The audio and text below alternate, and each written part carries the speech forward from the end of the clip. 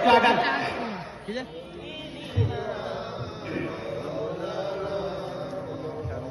সবার বাবা আসলো, খুলে করে নিয়ে যায়, কিন্তু আমার নবীর বাবা না।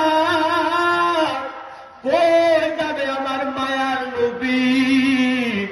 মা আমেনা ডাকতে কয়, আমার ছেলে মুহাম্মদ রে কেউ দেখছনি? কয় মুহাম্মদকে ভালো করে আমরা চিনি না, তবে ছোট বাচ্চা দেখছে কান্না করতেছে রাস্তার পাশে দাঁড়াইয়া।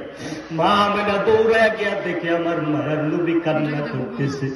নবী মারে ডাক দিয়া কয়, মা সবার বাবা এসে কুলে করে বাড়িতে নিয়ে যায়, আমার বাবাই কই, আমাকে কি কুলে করে দিবে?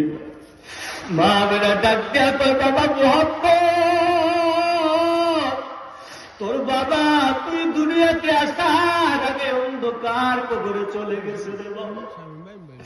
নবীর কান্নার আওয়াজ, মা আমারে নিয়ে যান বাবার কবর জিয়ারতে যাও।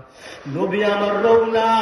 দাসী ছিলেন একজন মেয়ামান, দাদা আব্দুল মুত্তালিবের কথা শুনে রওনা হয়ে গেল মায়ের সাথে বাবার কবর জিয়ারতের জন্য রওনা।